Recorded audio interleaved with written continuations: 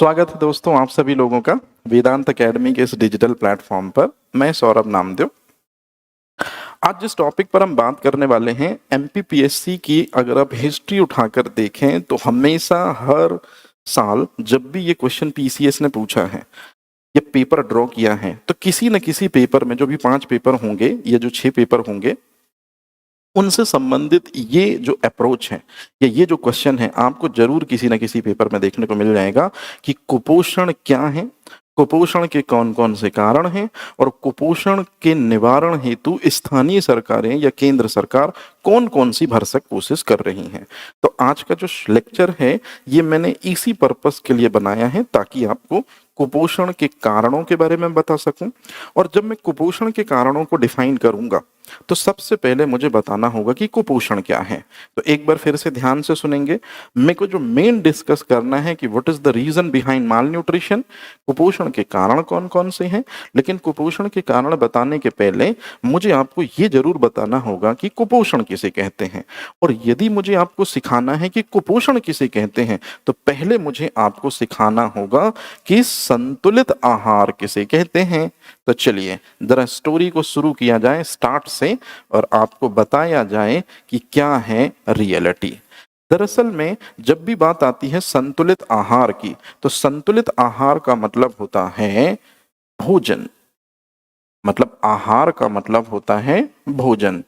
और भोजन जो हमारा होता है उसमें आपने देखा होगा कार्बोहाइड्रेट होता है, जैसे चावल रोटी है ना। हमारे भोजन में प्रोटीन होती है, हमारे जो भोजन होता है उसमें वसा होती है क्योंकि आपकी दाल या सब्जी निश्चित रूप में तड़काई गई होगी, फ्राई की गई होगी। इसी तरह से जो ग्रीनी लीफी वेजिटेबल्स होते हैं उनमें विटामिन्स भी होता है और हमारी जो थाली होती है उनमें कुछ न कुछ खनिज भी उपस्थित होते हैं। तो कहने का मतलब होता है कि ये जो इंग्रेडिएंट आप देख रहे हैं इसमें मैं एक और चीज ऐड कर दूं फाइबर, इसमें मैं एक और चीज ऐड कर दूं एंटीऑक्सीडेंट। ये एंटीऑक्सीडेंट वे इंग्रेडिएंट होते हैं जो एजिंग को, हमारी सेल में जो फ्री रेडिकल्स होते हैं उनकी एक्टिविटी को स्लो करते हैं या उनकी एक्टिविटी को पूरी तरह से डिस्ट्रॉय करते हैं। तो मैं ये आपको आगे बताऊंगा। मतलब हमारा जो भोजन होता है उस भोजन में कार्बोहाइड्रेट, प्रोटीन, वसा, विटामिन, खनिज लवण, फाइबर्स और एंटीऑक्सीडेंट उपस्थित होते हैं। ये सभी कहलाते पोषक तत्व। मतलब हमारे भोजन करने का मेन मकसद होता है कि पोषक तत्वों को शरीर के अंदर ग्रहण करना या पोषक तत्वों को शरीर के अंदर लेना। अब यदि मैं आपसे पूछूं कि संतुलित आहार किसे कहते हैं तो आपने हमेशा से ये चीज पढ़ रखी है और मैं उसमें ज्यादा आपको परेशान भी नहीं करूंगा, सिंपल तरीके से बताता हूं कि ऐसी डाइट जिसमें सभी के सभी न्यूट्रिएंट्स, सभी के सभी पोषक तत्व समुचित और बराबर मात्रा में उपस्थित हों, संतुलित आहार कहलाता है। मतलब ऐसा आहार जिसमें सभी पोषक तत्व समान मात्रा में होते हैं वो बैलेंस डाइट कंसीडर होती है। लेकिन यहां मैं एक साफ साफ चीज आपको क्लियर कर दूं, अकॉर्डिंग टू WHO संतुलित आहार में सारे के सारे पोषक तत्व भोजन में होने कंपलसरी हैं, लेकिन आज भी वो 3 को ही ज्यादा प्रायोरिटी रखते हैं कि जब भी आप भोजन करने बैठेंगे तो ये 3 तो मिलने ही मिलने चाहिए। जैसे आप अगर भोजन करते हैं और उस भोजन से यदि आपको 450 ग्राम कार्बोहाइड्रेट यदि मिलता है, यदि आप भोजन करने बैठते हैं तो यदि आपको 100 ग्राम उस भोजन से प्रोटीन मिलती है और यदि आप भोजन करने बैठते हैं तो यदि आपको 80 ग्राम प्रोटीन उस भोजन से मिलती है, तो कहने का मतलब है कि संतुलित आहार में सभी पोषक तत्व होने चाहिए हमारे भोजन में, लेकिन ये 3 तो होने ही होने चाहिए और इनकी क्वांटिटी भी बिल्कुल फिक्स है कि कार्बोहाइड्रेट 450 होना चाहिए, प्रोटीन 100 ग्राम होनी चाहिए और फैट 80 ग्राम होना चाहिए। तो ऐसा फूड जिसमें सभी पोषक तत्व बराबर मात्रा में हो, समुचित अनुपात में हो और साथ ही साथ में इन 3 की क्वांटिटी एकदम फिक्स है, अगर ऐसा है तो फिर ये बैलेंस डाइट होगी। अब चलते हैं बैलेंस डाइट यदि कोई बंदा नहीं लेता है, तो अगर संतुलित आहार कोई बंदा नहीं ले रहा है, इसका मतलब है कि भोजन में ये जो पोषक तत्व हैं इनकी कहीं ना कहीं कमी हो रही है। तो भोजन में यदि पोषक तत्वों की कमी होगी और जिस भी पोषक तत्व की कमी होगी उस पोषक तत्व की कमी से उसके अंदर कुछ स्पेशल डिसीजेस होंगी, कुछ स्पेशल चेंज आएंगे। तो ये सभी के सभी चेंजेस जो हैं ये कुपोषण में कंसीडर होते हैं। कैसे? अब मैं जो समझा रहा हूं प्लीज अच्छे से समझिएगा। जैसे यदि कोई बंदा ऐसा है जो कि भोजन तो कर रहा है, लेकिन मैं कलर कौन सा ले लूं? हाँ, ब्लैक ले लेता हूं। यदि कोई बंदा भोजन तो कर रहा है लेकिन यदि उसको कार्बोहाइड्रेट कम मात्रा में मिल रहा है, तो यदि कार्बोहाइड्रेट कम मात्रा में मिल रहा है इसका मतलब है कि उसको ऊर्जा क्या होगी? कम मात्रा में प्राप्त होगी। तो ये भी कुपोषण है। जब भी हम बात करते हैं कुपोषण की तो आपको याद आता है क्वाशियोरकर और मैरास्मस, मतलब प्रोटीन की कमी से होने वाले ये दो जो रोग हैं ये भी कुपोषण के अंतर्गत ही आते हैं। मतलब प्रोटीन की कमी से भी कुपोषण हो सकता है, कार्बोहाइड्रेट की कमी से भी कुपोषण हो सकता है, वसा की यदि हमारे शरीर में कमी होगी तो भी हमारे जो वसा ऊतक हैं अगर वहां वसा नहीं होगी तो टेस्टोस्टेरोन हार्मोन जो है पुरुष विकास हार्मोन ये कम बनेगा। वसा में घुलनशील जो विटामिन है ए डी ई के ये अपना कार्य जो है वो सही तरीके से नहीं कर पाएंगे। तो यदि वसा की हमारे शरीर में कमी है तो फिर ये दिक्कतें हमारे सामने आएंगी। तो ये भी एक तरह का कुपोषण है। यदि हमारे भोजन में विटामिन की कमी होती है तो विटामिन की कमी यदि हमारे भोजन में है तो हमको होते हैं हीनता जन्य रोग या डेफिशिएंसी डिसीजेस। ये हीनता जन्य रोग भी दरअसल में कुपोषण के ही अंतर्गत आते हैं, क्योंकि भोजन में उपस्थित इन महत्वपूर्ण पोषक तत्वों की यदि कमी होगी तो फिर ये सभी के सभी कुपोषण के अंतर्गत आ जाएंगे।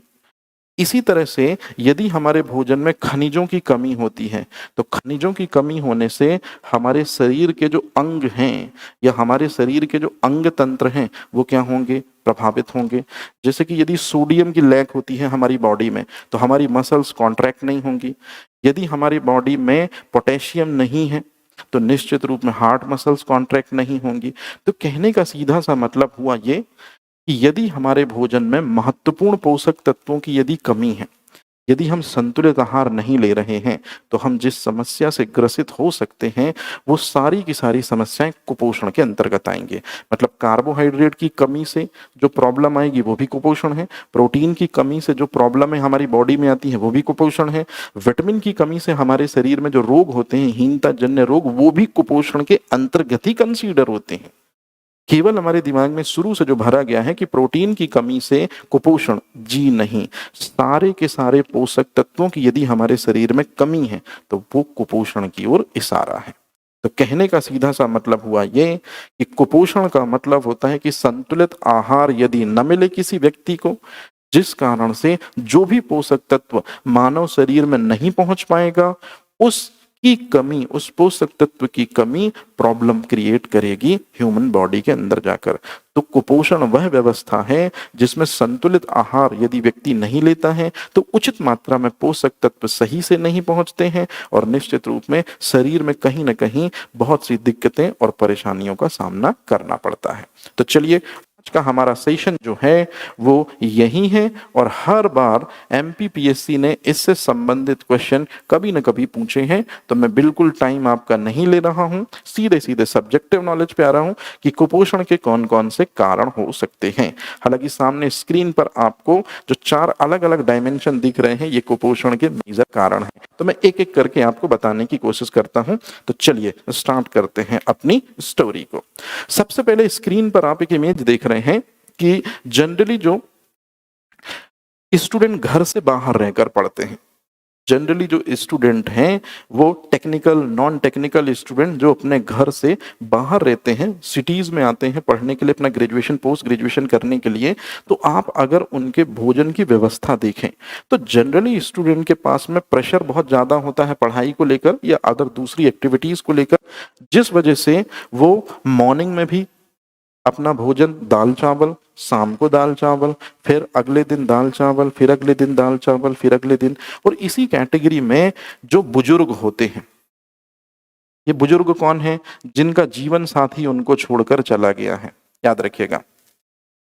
तो बुजुर्ग यदि अकेला है तो वो भी फिर दाल चावल सब्जी रोटी कहाँ पूरा आहार बनाएगा? सिर्फ वो या तो दाल चावल बना लेगा या तो सब्जी रोटी बना लेगा। कहने का मतलब हुआ ये कि यदि एक ही प्रकार का भोजन लगातार लंबे समय तक कोई व्यक्ति लेता है तो एक ही प्रकार का भोजन जो है, यदि कोई पर्सनालिटी लगातार लंबे समय तक लेती है, यहाँ लगातार का मतलब एक एक दो दो तीन तीन चार चार महीने, और लगातार लंबे समय तक यदि लेती है तो फिर वो हो जाती है कुपोषण से ग्रसित।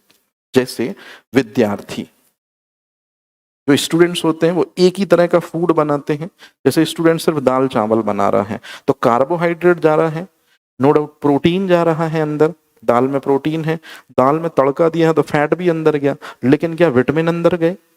क्या मिनरल्स अंदर गए? क्या एंटीऑक्सीडेंट अंदर गए? तो ये चीजें स्टूडेंट के अंदर नहीं जाएंगी और फिर यही चीजें आगे प्रॉब्लम क्रिएट करेंगी। इसी तरह से जो बुजुर्ग हैं, तो ये आप याद रखिएगा कि एक ही प्रकार का भोजन लगातार लंबे समय तक यदि आप करते हैं, सारे भोजन के अवयवों को शामिल नहीं करते, तो आप कुपोषण का शिकार हो सकते हैं।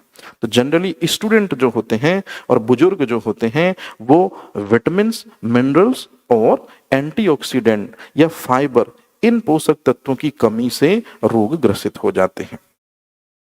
अब जब हम बात करते हैं सेकंड पॉइंट की, तो जैसे कि आप इमेज में देख रहे होंगे, इसको कहते हैं फास्ट फूड। फास्ट फूड का मतलब होता है पिज्जा, बर्गर, है ना, फ्रेंच फ्राइज। इनमें ट्रांस फैट बहुत ज्यादा होती है जो हार्ट के लिए बहुत ही ज्यादा नुकसानदायक है, क्योंकि कोलेस्ट्रॉल की एक्सेसिव क्वांटिटी को ये एकदम से हमारे बॉडी में इंक्रीज कर देते हैं, जिस वजह से हमको हार्ट रिलेटेड डिसऑर्डर या एथेरोस्क्लेरोसिस जैसी प्रॉब्लम होती हैं। हालांकि अभी हम इस पर बात नहीं कर रहे, अभी हम आते हैं सब्जेक्ट पे। तो जो ये फास्ट फूड होता है, आपको भी पता है ये फास्ट फूड जो है ये आटे को या मैदे को सड़ाकर बनाया जाता है। कहने का सीधा सा मतलब है कि फास्ट फूड यदि आप खाते हैं, है ना, और इतनी हेक्टिक लाइफस्टाइल है कि काम का प्रेशर इतना ज्यादा है कि हमारे पास इतना टाइम नहीं कि हम दाल चावल सब्जी रोटी फिर सैलड वगैरह ये सब बना पाए, तो सीधे सीधे काम के प्रेशर के कारण, हेक्टिक लाइफस्टाइल के कारण हम सीधा सीधा पिज्जा ले लेते हैं, बर्गर लेते हैं और काम करते हुए इनको खाते हैं। तो फास्ट फूड जो है उनके साथ में एक दिक्कत ये है कि बस वो आपका पेट तो भर देते हैं, मतलब ये पॉजिटिव चीज है कि फास्ट फूड से आपका पेट भर जाता है, लेकिन जो फास्ट फूड होते हैं वो पोषण के नाम पर जीरो होते हैं। अब ये पोषण के नाम पर जीरो का मतलब क्या है? अगर आप फास्ट फूड लेते हैं तो आपको आइडियल कार्बोहाइड्रेट नहीं मिलेगा, आइडियल प्रोटीन नहीं मिलेगी, आइडियल फैट नहीं मिलेगा, आइडियल विटामिन नहीं मिलेंगे, आइडियल फाइबर नहीं मिलेंगे, आइडियल एंटीऑक्सीडेंट नहीं मिलेंगे, मतलब सभी पोषक तत्व बराबर मात्रा में नहीं मिलेंगे। बल्कि जो फास्ट फूड होते हैं उसमें कार्बोहाइड्रेट की मात्रा बहुत ज्यादा होती है और फैट की मात्रा बहुत ज्यादा होती है। तो इस तरह से यदि कोई बंदा लगातार कार्बोहाइड्रेट रिच और फैट रिच फास्ट फूड का यूज कर रहा है तो फिर आप देखते हो कि वो बहुत मोटा हो जाता है और उसको हार्ट रिलेटेड डिसऑर्डर होते हैं। तो ये भी पॉइंट सबसे महत्वपूर्ण है कि फास्ट फूड जो है वो सिर्फ आपका पेट तो भर देता है, लेकिन पोषण के नाम पर इनकी वैल्यू होती है जीरो, क्योंकि इनसे एक भी प्रकार का संतुलित पोषण हमारे बॉडी को प्राप्त नहीं होता है। तो दूसरा हम यही कारण लिखेंगे जो सबसे इंपॉर्टेंट है। अब तीसरा जो सबसे महत्वपूर्ण है कि हम जो भी भोजन बनाते हैं, चाहे वो उसमें दाल चावल सब्जी रोटी ये जो चीजें भी हों, लेकिन हम भोजन बनाने हैं तो भोजन बनाते समय हम जो पात्र का चयन करते हैं, यदि वो पात्र कंटामिनेटेड हो, यदि वो पात्र अस्वच्छ हो, तो उस अस्वच्छ पात्र में बहुत सारे बैक्टीरिया, वायरस, प्रोटोजोआ और फंगस होंगे, और ये सूक्ष्म जीव जो हैं ये हमारे भोजन के जो अवयव होते हैं, कार्बोहाइड्रेट, प्रोटीन, फैट, मिनरल्स, इनकी क्वांटिटी कम कर देते हैं। क्योंकि सूक्ष्म जीव भोजन के ऊपर अटैक करेंगे और भोजन के ऊपर अटैक करके जो भोजन में पोषक तत्व की वैल्यू है उसको धीरे धीरे कम कर देते हैं। तो इस तरह से अस्वच्छ वातावरण में भी यदि भोजन निर्माण किया जाए, मतलब जिन पात्रों का चयन हम कर रहे हैं भोजन को बनाने के लिए, अगर वो अस्वच्छ हैं, तो इसका सीधा सा मतलब है कि कहीं न कहीं सूक्ष्म जीवों के भोजन पर आ जाने के कारण सूक्ष्म जीव पोषण वैल्यू को कम कर देते हैं भोजन में से। इसी तरह से हम एक चीज सब मेंशन करेंगे कि अस्वच्छता जो होती है वो एक छिपा कारण है, या अस्वच्छता जो है वो एक मूल कारण है कुपोषण का। क्योंकि हमारा भोजन जो है उसमें सभी पोषक तत्व हैं, लेकिन जिस पात्र में हम बना रहे हैं वो पात्र अस्वच्छ है, क्योंकि उसमें सूक्ष्म जीव है, और सूक्ष्म जीव जो हैं वो पोषक तत्वों की वैल्यू को क्या कर देते हैं, कम कर देते हैं। तो इस तरह से हमको ये चीज याद रखनी है कि अस्वच्छ वातावरण में यदि भोजन निर्मित किया जाएगा तो फिर वो भोजन जो है वो अच्छा नहीं होगा, मतलब उस भोजन में सभी पोषक तत्व समुचित मात्रा में नहीं होंगे, फिर वो भोजन दूषित हो चुका होगा। तो ये भी एक कुपोषण का बहुत महत्वपूर्ण कारण है, अस्वच्छता। इसके बाद जब हम आगे चलते हैं तो आपने ये चीज देखा होगा कि हिंदुस्तान में गरीबी बहुत ज्यादा है, और ये चार जो मैंने मेन मेन राज्य बताए हैं आपको, राजस्थान, उत्तर प्रदेश, बिहार, इसमें एमपी भी हम इंक्लूड कर सकते हैं, तो इन चार राज्यों में गरीबी ज्यादा है। अब ऐसा माना जाता है कि गरीबी यदि ज्यादा है तो फिर लोगों के पास पैसा जो है वो क्या होगा, या तो होगा ही नहीं, या तो बहुत कम होगा पैसा। और जनरली जो संतुलित आहार की विषय वस्तु होती है ना, तो संतुलित आहार की जो विषय वस्तु होती है, जैसे कि चावल, अच्छा गेहूं, है ना, अच्छी सब्जियां, अच्छी दाल, अच्छे ड्राई फ्रूट, ये सारी की सारी जो चीजें हैं जिनमें संतुलित आहार के लिए जो पोषक तत्व, अच्छे पोषक तत्व हैं वो विद्यमान हैं।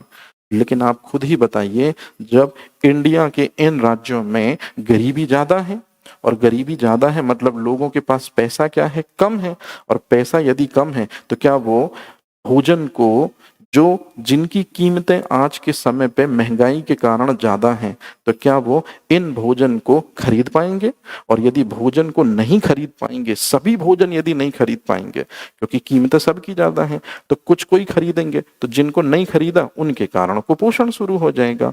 मतलब कहने का ये हुआ कि हिंदुस्तान जैसे, या हिंदुस्तान के बहुत से राज्यों में जहाँ गरीबी बहुत ज्यादा है, भोजन की कीमतें बहुत ज्यादा हैं, तो भोजन की कीमतें बहुत ज्यादा हैं तो व्यक्ति सिर्फ और सिर्फ वही लेगा जो उसके आधारभूत संरचना में आ सकती है, और जो चीज भी छोड़ेगा, जैसे जनरली व्यक्ति जो है वो ये चीज छोड़ देगा, हिंदुस्तान में अगर मैं बात करूं, ड्राई फ्रूट नहीं लेगा, और आपको पता है ड्राई फ्रूट में सबसे ज्यादा होते हैं फाइबर, ड्राई फ्रूट में सबसे ज्यादा होते हैं मिनरल, ड्राई फ्रूट में सबसे ज्यादा विटामिन भी होते हैं।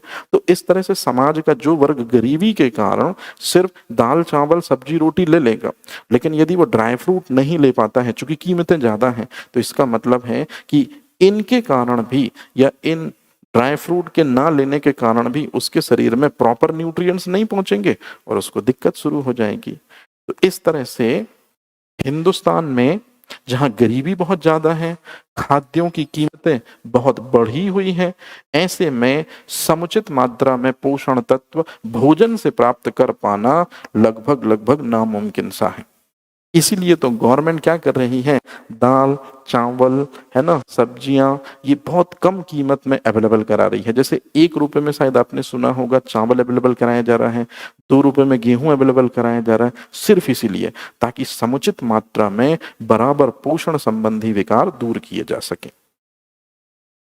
अब इसके जस्ट बाद ये जो पॉइंट है वो बहुत महत्वपूर्ण है, इसको जरा समझिएगा कैसे। आपने अक्सर करके देखा होगा कि संतुलित आहार की कमी से होता है कुपोषण। मतलब यदि मैं आपको थोड़ा सा बैक में ले जाऊं तो कुपोषण, अच्छा कुपोषण का कारण क्या है, आप क्या नहीं लेंगे, यदि आप नहीं ले रहे हैं संतुलित आहार, यदि नहीं ले रहे हैं।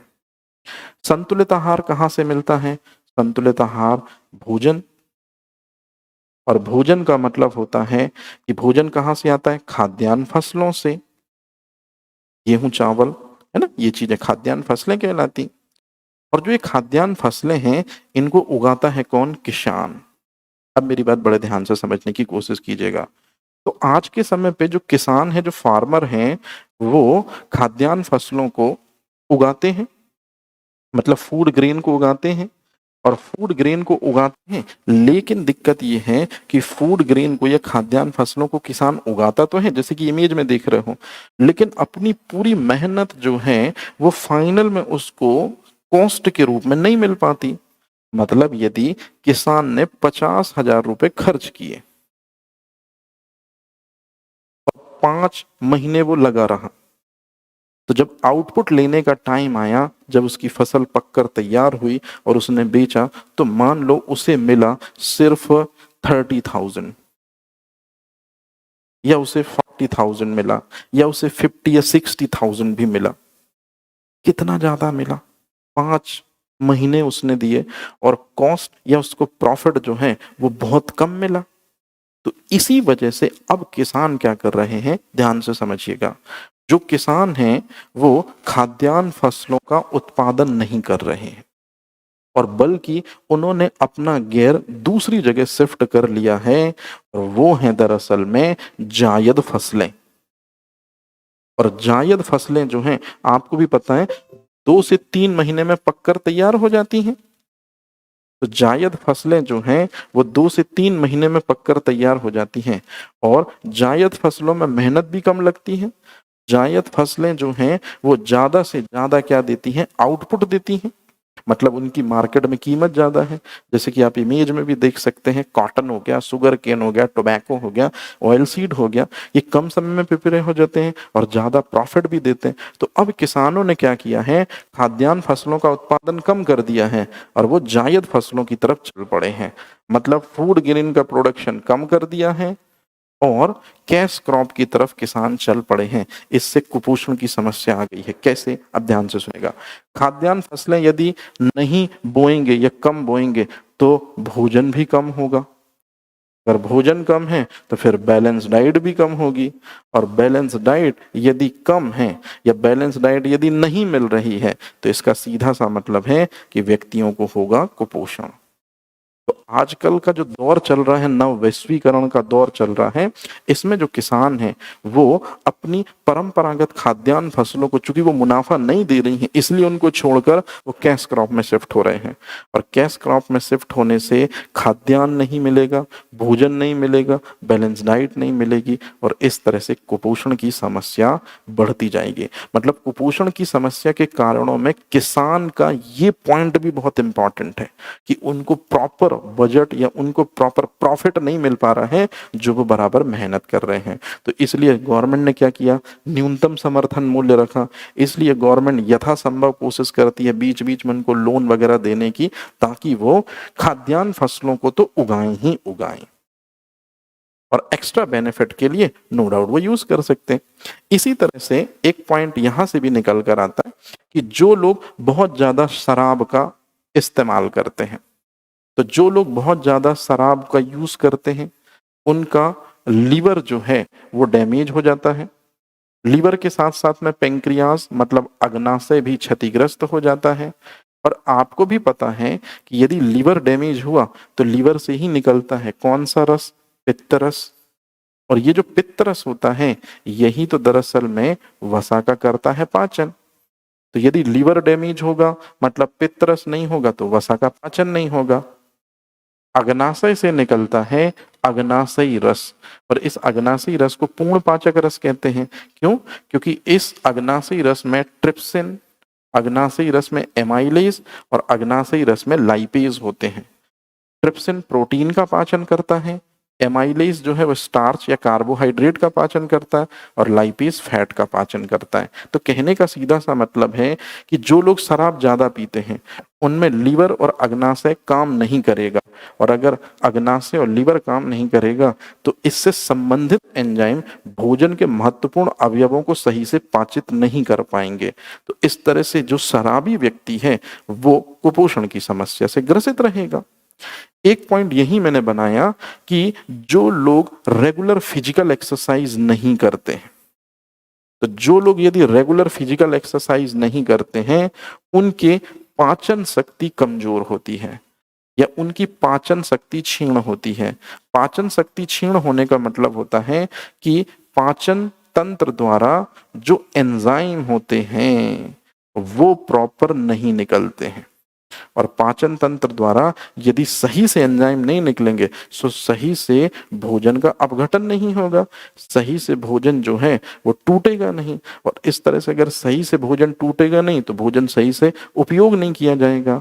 मतलब कहने का है कि यदि आप सही से पाचन नहीं करते हैं तो आपका पाचन सही से, अगर आप एक्सरसाइज नहीं करते तो आपका डाइजेस्टिव सिस्टम कमजोर होगा, आपके एंजाइम प्रॉपर नहीं निकलेंगे, फूड को सही तरीके से ब्रेक डाउन नहीं करेंगे, और फूड सही तरीके से यदि नहीं टूटेगा तो निश्चित रूप में बॉडी द्वारा पोषक पदार्थों का सही उपयोग भी नहीं किया जाएगा, मतलब कुपोषण की समस्या।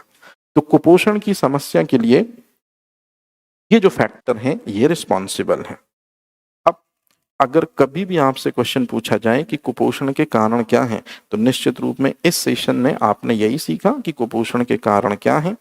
अब यदि मैं आपसे कभी क्वेश्चन पूछूं कि कुपोषण के कारणों को समाप्त करने के लिए गवर्नमेंट क्या प्रयास कर रही है, तो थोड़ी जल्दी से इसको भी देख लेते हैं कि गवर्नमेंट सबसे पहली प्रयास ये कर रही है कि शराब का सेवन ना करें लोग, इसके लिए कैंपेनिंग कर रही है।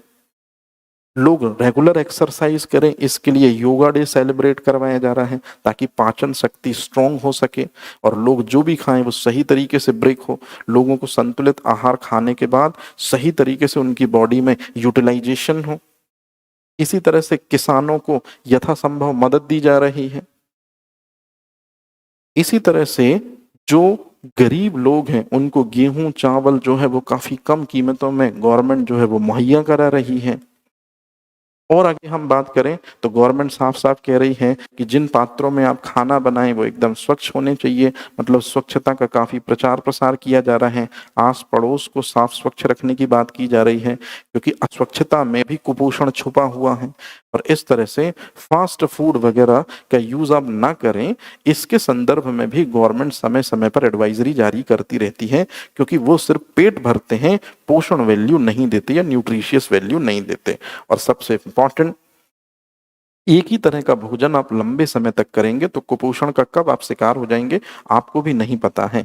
इसी वजह से गवर्नमेंट जो है वो समय समय पर लोगों को ये अवेयर करती है कि आप अपने भोजन में सभी प्रकार की सामग्रियां डेली नहीं, अगर हर दिन में बदल बदल कर भी यूज कर सकें तो भी आपका काम हो सकता है। तो इस तरह से आज के सेशन में हमने यही सीखा कि कुपोषण क्या है, इसके कौन कौन से कारण होते हैं। कुपोषण दरअसल में शरीर की वो व्यवस्था है जो कि पोषक तत्वों की कमी के कारण होती है, और कुपोषण का कारण है सीधा सीधा अगर हम बात करें कि बैलेंस डाइट यदि हमको प्रॉपर नहीं मिलती है तो इस तरह से हमारा आज का जो मेन मोटिव था ये पूरी तरह से होता है कंप्लीट कि कुपोषण के कारणों पर प्रकाश डालिए। आप भी कमेंट बॉक्स में मुझे बताने की कोशिश कीजिएगा यदि आपको इन पॉइंट्स के अलावा कोई और पॉइंट्स याद आता है, और अगर आप चाहते हो कि नेक्स्ट वीडियोस आपका कौन से चैप्टर पर बनना चाहिए तो इस पर भी यदि आप कमेंट करेंगे तो मैं बिल्कुल पूरी कोशिश करूंगा कि सबसे पहले जिन भी कमेंटों को आप करेंगे पेपर 3 से रिलेटेड उनका वीडियो मैं बिल्कुल तत्काल लेकर आपके सामने उपस्थित होऊंगा। तो उम्मीद करते हैं कि सेशन आपके लिए रहा होगा वैल्यूएबल। आप इसी तरह के और वीडियोस को देखने के लिए आप जुड़े रहिए वेदांत अकेडमी के इस डिजिटल प्लेटफॉर्म पर। मैं सौरभ नामदेव आपका दोस्त। Thank you.